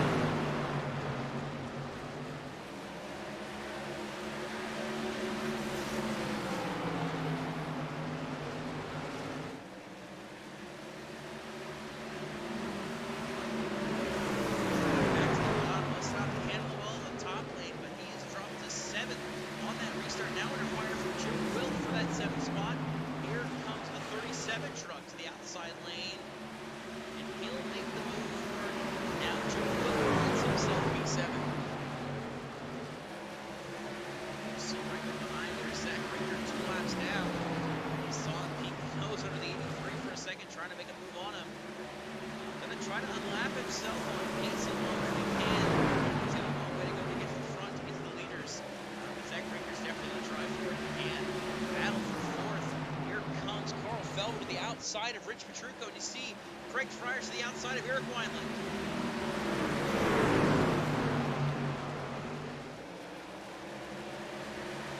The CFM guys are going to move up positions there as we shoot back up to Cameron Stone with just a small lead now as the 17 rockets past Eric Weinland and is on the back tailgate of Cameron Stone now going towards Stone 2, Dawson. Yeah, I was getting ready to say this 57 truck was out to about a 7/10 of a second lead. I see the 21 and the 17 go side by side, and all of a sudden that lead's evaporated. This 57 had an issue somewhere because now the 17 is rolling the top, trying to get to his outside. Here comes Craig Fryer for the race lead. Stone upset there on the bottom of the racetrack. Ooh, slight bit of contact, but it's not going to matter. Craig Fryer takes the race lead away from Cameron Stone here. In the background, we saw Carlo Felver get by Eric Weinland, so CFM first and third at the time being. Here comes Petrucco trying to get by the 21 machine. Zach Winker in the middle of it, all back there still, despite being a couple laps behind. Winker absolutely wants to try to get his laps back, and he's going to have to work for him if we don't get another caution. But you see up ahead, Craig Fryer now has taken control of the race lead. Stone got the wall there on the exit. Here comes Felver, going to try to make a move to the outside of this 57 machine. Felver was already pushing the 57 before Stone popped the wall there. Here comes Felver to the inside of Cameron at 3, 3, and 4. And look who's there with him. Zach Rinker has made his way through some of these trucks to the field. Now he's coming to try to pass these top two to see if he can't go get one of his laps back. He's going to upset 15 of Carlo Felver here dramatically as he and Stone fight for this P2 position. Winker is going to slide past, try to slide past them both. Got by Felver easily into the inside of Stone, challenging him down the back straightaway. And why this matters, if Rinker can get it down just one lap and they all pit, he can get the wave around and hope for a quick yellow to just get his tires and stay with everybody. The other thing it could be too, he could go and pass Dalton Kelly so that way he can get his lead lap back from the free pass. He'd have to do some work to catch that 45 truck of Dalton Kelly. But right now he'll slot himself as the second truck in line behind our race leader, Craig Fryer. Back to the 60. Dalton Kelly is not running in this main pack with the leaders, and he's got damage, so he is just ahead of Craig Fryer pretty much on the racetrack, so it won't be that far for Winker to catch him in comparison to the speeds he's running right now. Dalton Kelly's entering 1 and 2 as the leaders go down the pack straightaway, so you know Dalton Kelly is about a half a track away from our leaders, so Rinker's going to have some work cut out for him to try to hunt down that 45 machine if he can try to do it in due time. Just coming up, 56 laps to go here this next time by. We're going to take a quick break, but don't go anywhere. You won't miss any of the action as we go side by side.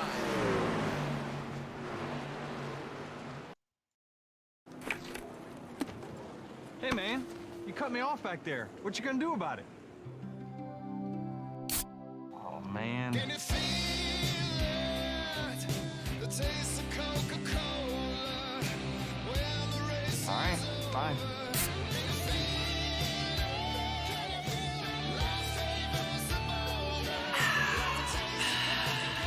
Are we good? We're good. At Domino's, you can carry out 3 topping pizzas for just $7.99 each. And with Domino's Carside Delivery, you can conveniently stay in your car while you do it. Just pull up, check in online, and we'll quickly bring your food to you. Thank you. So you don't have to get out to get carry out. Like Denny here. Hey, Hamlin. I like your PJs. PJs? What? Stay in the driver's seat with Domino's Carside Delivery. So, Ginny, what makes you an awesome different driver? Well, there's a lot to it. Man, it's a rush. So what makes home selling with OfferPad awesome different? Oh, so much. But with OfferPad, it's a lot more home selling stuff and a lot less bumping into people. I don't bump into anyone. Home selling with OfferPad is awesome different. Request your free cash offer today at OfferPad.com.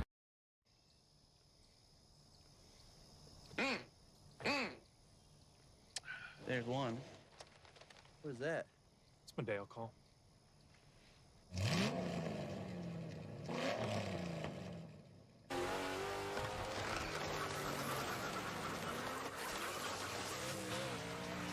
That's way better than my duck call. If you're on a diet of taking it up a notch, It's just different. drink Diet Dew.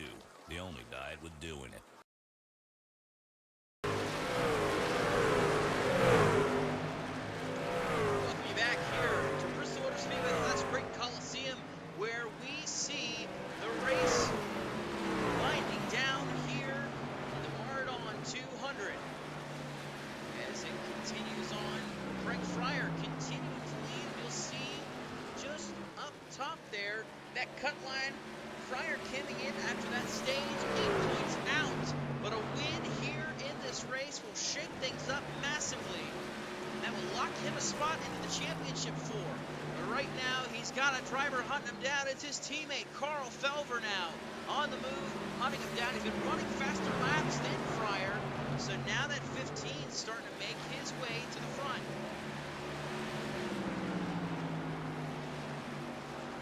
Last quarter of this race is going to be very intriguing to see, as he is much faster than Fryer right now in these last couple laps, just shaving down that lead at 0.3 of a second, now 2.5 tenths. But as you mentioned, Dawson, their teammates, Felver was knocked out of the playoffs last race, so it's going to be interesting to see if he lets Fryer get that win to the championship. But he is not letting him have a cakewalk right now all over the back tailgate of the 17, and plus he's got Cameron Stone right behind him. Yeah, it doesn't look like he's going to let him have it easy. He is right there on the back bumper of the 17 truck. He is all over him, and he peeks to the inside. Here comes Carl Felver, going to try to go for the race lead. Wasted no time with that Mountain Ford. Side by side now through 3 and 4. Here comes Carl Felver to the inside of his teammate Craig Fryer for the race lead. That's allowing Cameron Stewart and Truco to close back in as they're side by side for the lead here with just about 40 laps to go. Felver using any line he can, using the top there, that was really successful, more than I think he had predicted, but Fryer protected it this time. Here comes Stone on the bottom. Stone closing in, Petrucco as well, the top 4. You can throw him under a blanket. Adam Benefield and Eric Weinland there on that last corner, side by side. That's a battle for 6th right there between the two of them, and Benefield's going to become the benefactor as he takes that 6th spot. Here they come. Stone, Petrucco closing in on Felver and Fryer. Felver to the outside, going for the race lead. Through 3 and 4, he's going to clear. Fryer going to slide on the inside now. Carl Felver takes the race lead, but here comes Cameron Stone trying to make the outside line work. To the inside now goes Stone. Stone side by side for the race lead, a little sideways in the corner. Stone almost squeezed Petrucco in the wall, but they both get away with it. And Fryer went from 1st to 4th in 2 sets of corners. And Stone continues to chop Petrucco off on the corner exit. See how long he puts up with that. And just like that, the bubble changes. That moves Fryer back out. But now, Stone, Petrucco ready to clap, ready to just... Oh man, Petrucco almost got squeezed in the fence by Stone there. Stone does not want Petrucco to win it here. He does not want to let Petrucco lock a spot in the championship. He wants to be the one to do it. You see here this battle for 2nd. They're still keeping up with Felver for the race lead. Go on the inside now, it's Stone for 2nd. Here comes the 27. Rich Petrucco trying to make the inside line work. He's to the inside of Cameron Stone.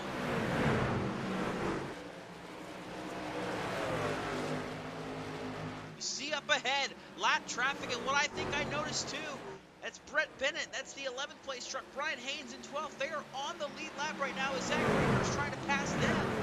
Carl Felber's coming up on all of them. This top 6 is about to get really congested really fast. And speaking of top 6, Fryer has fallen to 6th place, and it's not done yet, the bleeding, I don't think, because Eric Weinland's hot on his heels in 7th. Yeah, Fryer is just dropping like a rock in the ocean. He is down to 6th, and Weinland now lurking behind him for 7th, but up front, Felber's going to have to navigate through some lap traffic. There's Brian Haynes, Brett Bennett, and Zach Rinker all ahead of our race leader as he comes through. Here comes Cameron Stone to the inside. The 57's making the move. Can't do anything when Brian Haynes is using that same line ahead of him, though. So Felber's going to get clear. Ahead of the 15. Here they come. 3 wide. Contact. Haynes makes with the 15. And the 57. He's able to keep it straight, but contact to both Stone and Felber allows Rich Petrucco to close the gap. I don't know how all 3 of these trucks are still going in the right direction, but Brett Bennett just ahead of Felber, not changing lanes as Stone falls that position to Petrucco. Petrucco now trying to make a move, gets behind Bennett. Now he's going to drop down in front of Stone. Stone's going to slide sideways. He's going to keep it straight, but because of that move by Petrucco, he had to recover, and now Benefield has to get off it to miss him. And just like that, Stone dropping to 3rd, now 4th, maybe even 5th if Weinland can make the move. And Benefield had to lose all his momentum to not hit the 57. The battle for the lead continues to heat up. Petrucco now on his back home. That is the best example of the last 5 laps of how fast Bristol happened. It was all within a minute. Here comes Petrucco to the inside in turn 3. Rich Petrucco to the inside, wants to try to win and punch his ticket to home to Phoenix now. He's trying to get everything he can out of that 15, trying to force him into a mistake. He is right there on the tailgate. Here comes Petrucco, trying to make the move on Felber, but Felber holds steady and continues to lead this race. 25 laps remaining here at Bristol. Here comes Petrucco back to the inside. Top lane, I think, is just too much momentum to get past on the bottom. Petrucco's going to have to hope Felber makes a mistake, makes a little bit of contact, or he's going to have to hope he gets on the outside of the 15, I think, to get this pass to make it slide, unless he just Hail Marys in there and makes a slide job happen. Right now, they are riding behind that 60 truck of Zach Rinker. He is a lap down after the penalty he had to serve on a restart violation that put him in this position. Now we watch Rich Petrucco as he hunts down this 15 of Carl Felber for the race lead. He's got to run, got to peek to the inside. Here comes Petrucco. Can't quite get the move to work. He's still to the inside. Can he make it work this time?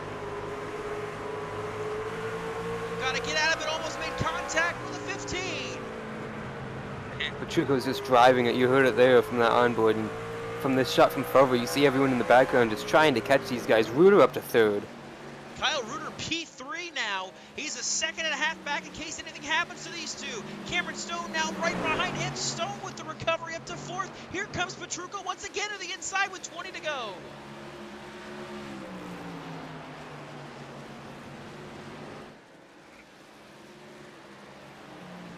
Again, Petrucco, he is still in the playoffs. Felber was eliminated after the last race at Kansas. Petrucco still has a shot to go on to the Phoenix race for the championship. He is going to do everything he can to get by this 15. He is right there with him still. Doing everything he can, peeking to the inside once more. Can he make it work this time? Not quite yet, but he's still right there with Felber.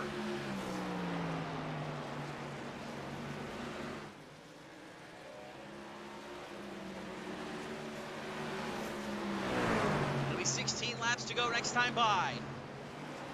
Still side by side for the race lead as you see Reuter starting to close the gap a little more. Petrucco still right there with Felber. Can't quite get it to work. Still there. Had to lose it a little bit. Try not to watch him into him. That might be the opening Felber needed. Petrucco was really squirrely there off of 4, obviously, and that was, like you mentioned, Dustin, the opening. He's clear now, 0.2 seconds lead, but Petrucco is going to continue to drive it in deep here on the top of the racetrack now that he's got a little bit of opening. and Zach Rinker has not pulled away much anymore. In fact, he's slowing down a little bit compared to these guys as we go deeper into this run. Hard on PC, 15 to go. Can Rich Petrucco make the move and punch his ticket to Phoenix early? Or is Carl Felver going to be the one celebrating in victory lane here tonight?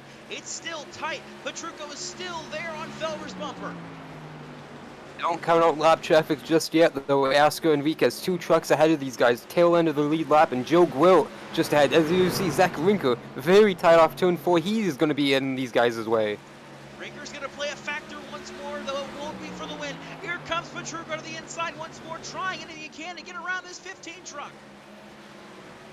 Side-by-side contact made. There they go, still straight though. Petrucco to the inside, but look who's closing. Kyle Reuter now. He is slowly cutting into this lead. Can he get there in enough time? With 11 laps to go this time by. Something happened to Stone. He's fallen back down to 7th, but Weinland right on the back bumper of Reuter, not letting him get away. If something happens between these guys, of course.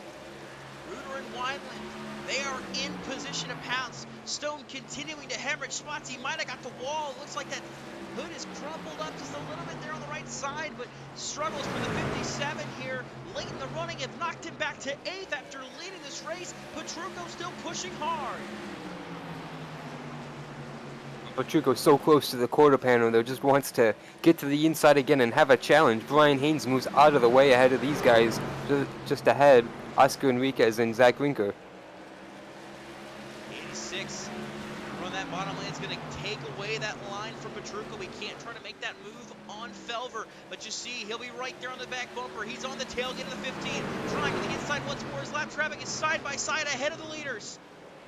Enriquez will go low. Rinker still staying up top. That was the worst time. Petrucco wanted to see the 66 pull away because completely blocked the bottom lane as soon as Petrucco went for it. Looking back in the background, Eric Weinland's making a move for 3rd now. You see he's side-by-side contact with Haynes. Around goes Weinland. Around he goes. The caution's out. Benefield's in it. Benfield had nowhere to go, and he had to plow right into the 21, but it's going to be a caution, and we're going to go into an overtime restart, Dawson.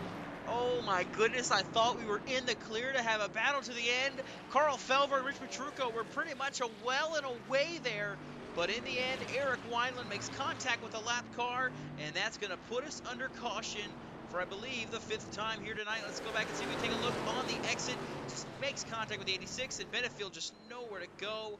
Right there into the 21. Let's see if we can get on board with Benefield to see what he saw there coming into that one.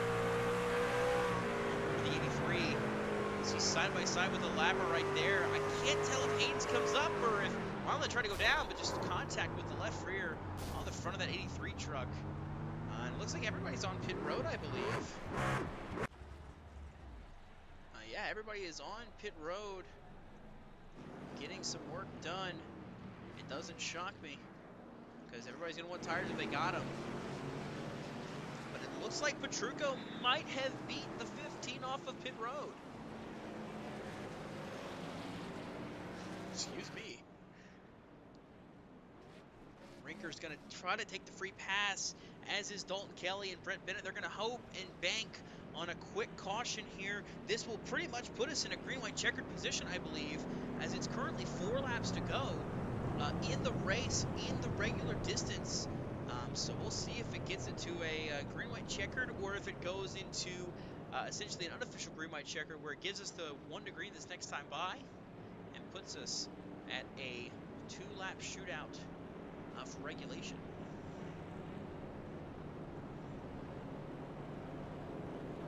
I believe Benefield has parked it and actually left the server too. He is gone. No reason to keep racing after that contact. You know, just not going to be able to recover after that one. So that might move Brian Haynes up a spot too if he keeps going for the rest of this race.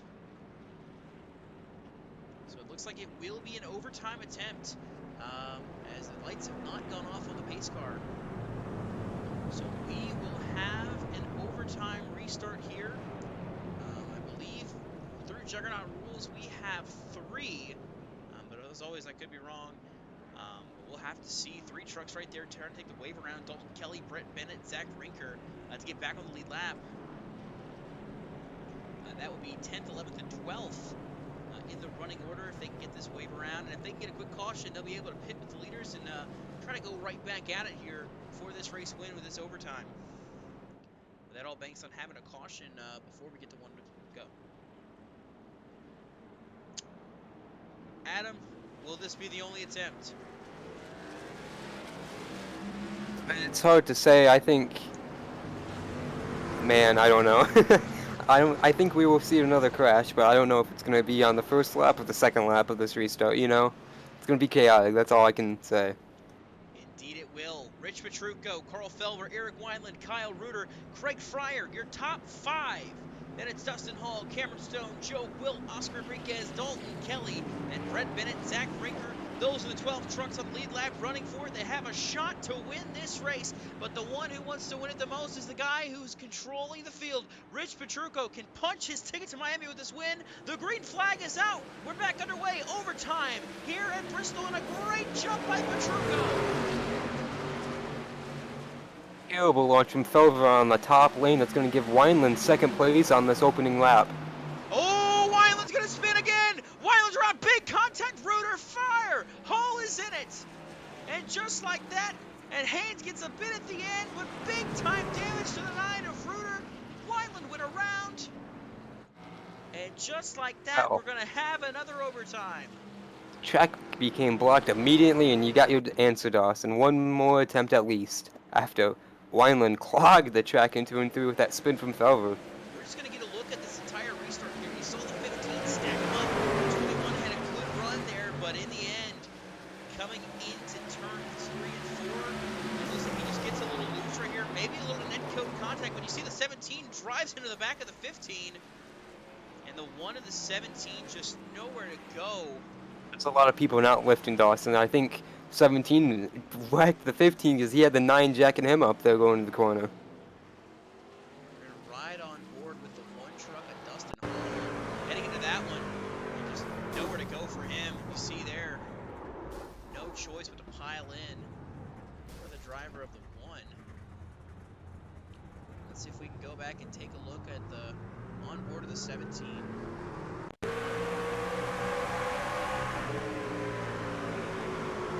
Yeah, actually looking at it there, it does look like that 15. He gets into the back of the 21, and you saw it look like he checked up after that. And then it just got run over by the 17. That's just my point of view, what it looks like. But I very much could be wrong on that one. Rich Petrucco had a great restart. Now he's going to have to get another one.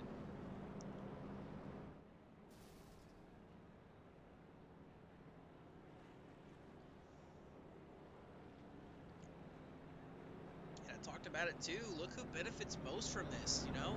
Zach Rinker, Dalton Kelly, Brett Bennett had to take the wave around that last time by. 7th, 8th, and 9th now. As Reuter and Hall on pit road. Craig Fryer on pit road as well. Currently scored in the 10th position. Reuter and Hall now a lap down, as is Fryer. So 9 trucks scored on the lead lap here. It's going to be interesting to see how this one shakes out here at the end.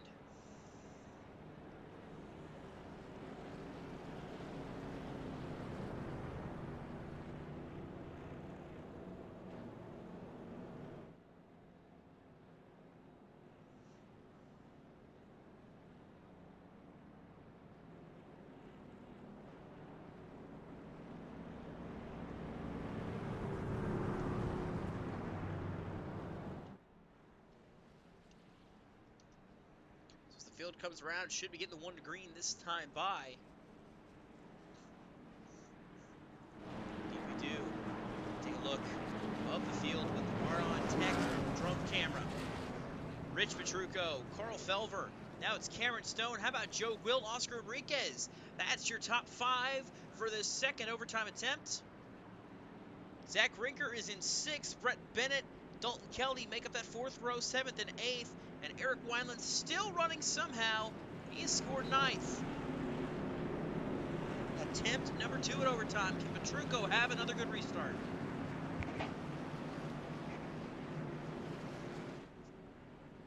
Into the Geico restart zone. And the green flag flies. Petrucco with another great restart.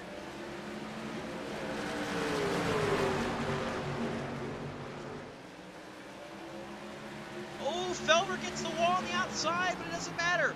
Petrucco, Heck, well Winker. Excuse me, Dawson. Winker up to third.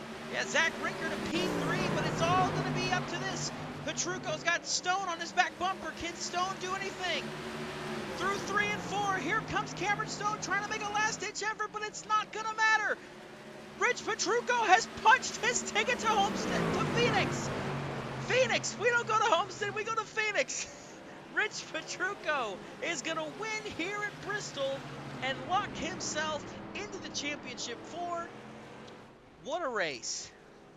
Now he doesn't have to worry about Homestead. Race after Talladega. He can cross that off too. That's a big mission statement right there. Not worrying about Talladega or Homestead the next 2 races before we go to Phoenix, Dawson. What a huge win. And you've written off Cameron Stone in turns 3 and 4. So did I. But he got right to the door almost of Petrucco at the finish line. He was right there at the end of it. He had a really good shot to go for it, just couldn't get there in the end. But Rich Petrucco, he got the win when it mattered most. He celebrates here on the Bristol front straightaway as he wins the Mardon 200.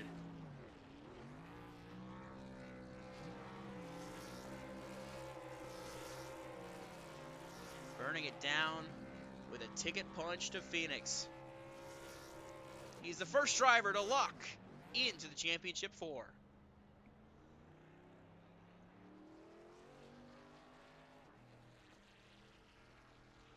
And how about that? Despite that penalty, Zach Rinker is able to come home 3rd. A great rebound by that 60 truck and by that 60 team to get back where they needed to go.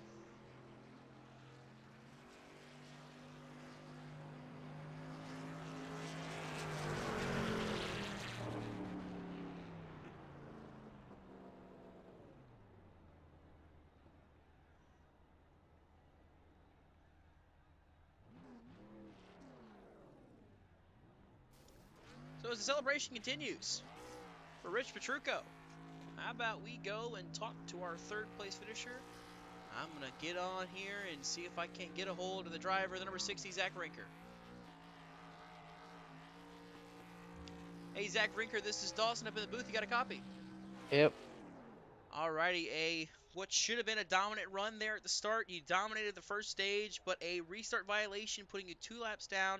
But somehow, some way, you're able to bring it home 3rd. What was that race like for you? We're doing good until that. Just went a little bit too early and misjudged it there, but came back from 3 down to 3rd isn't bad.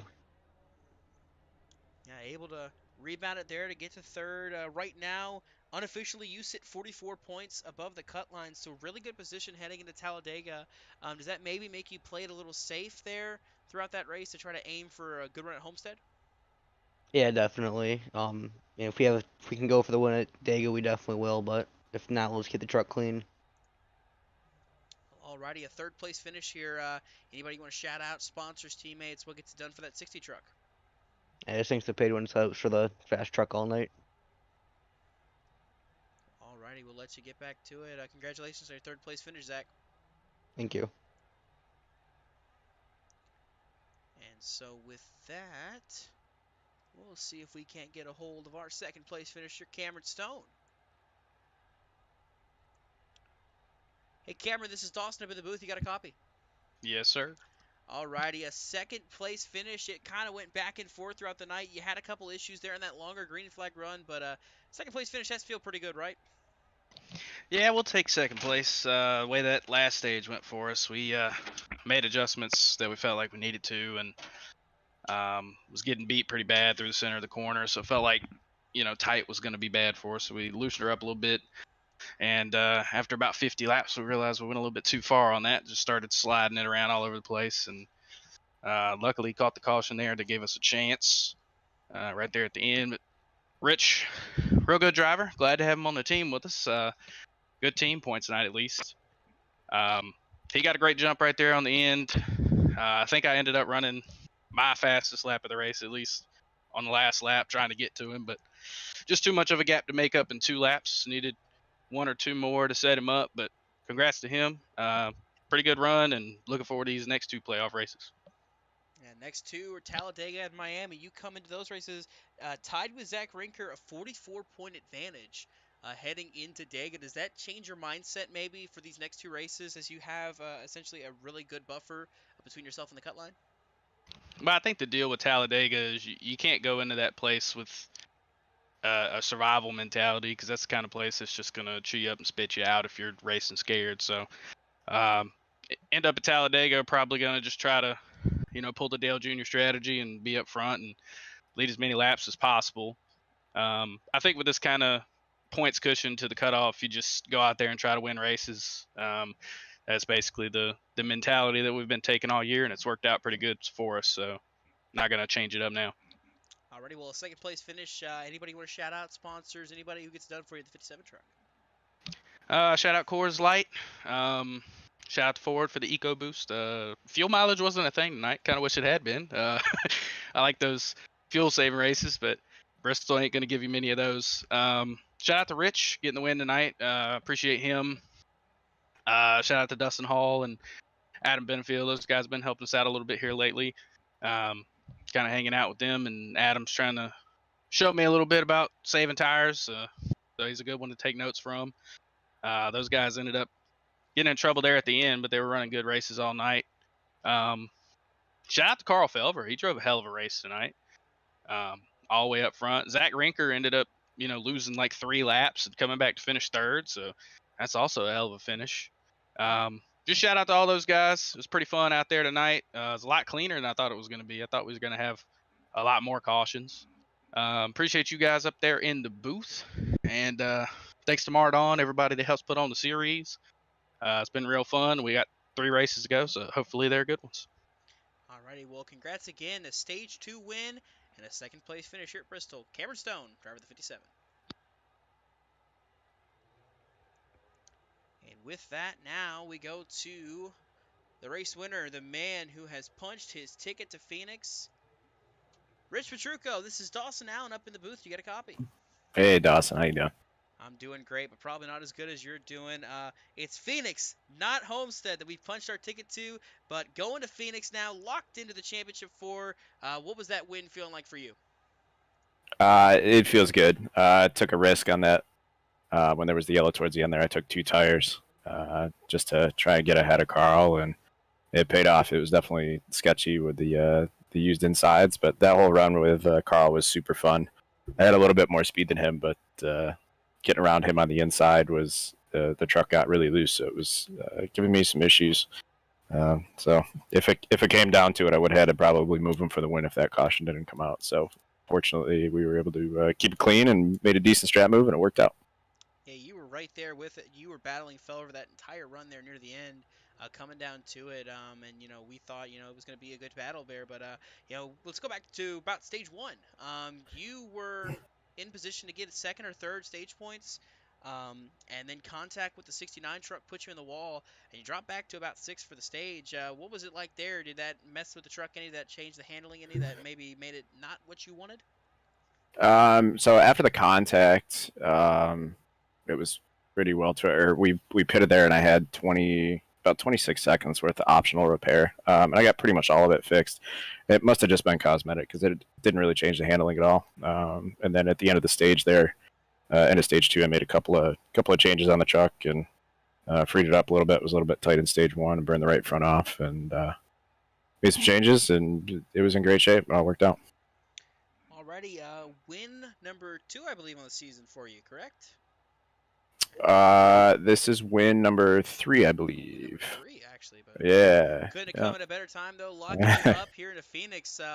Anybody want to shout out here? Teammates, sponsors, who gets done for that 27 truck? Yeah, for sure. So this is the first week for our new team entry, Tox City Motorsports. So the boys at EPI and Cam Stone, Dustin Hall, Adam, all those guys. It's real fun racing with all of them, and we're all pretty much on the same set, and it showed. We were definitely quick, and Dustin's stuff brings the speed every week, so that's awesome. And then Martin PC, they're the best of the best. MartinPC.com. Well, alrighty, Rich Petrucco, first driver to lock his way into the championship race at Phoenix. Congrats again, Rich, on the win. Yeah, appreciate it. It's not a bad birthday present. Indeed it is, and congratulations and happy birthday. Thanks, man. And with that, that will end our coverage here of the Mardon 200 at Bristol. I want to give a shout out to Adam Kuhn, JCTV ITPN. Always a pleasure to have join me in the booth. The next time we'll have action for the Juggernaut Truck Series, it'll be a big one. Talladega Super Speedway, October 5th for race number 2 of the round of 8. That's going to be the big one, but one driver I know that's not going to worry too much about it. That'll be Rich Petrucco. He is locked into Phoenix. He is the only driver that can go into that race nice and easy.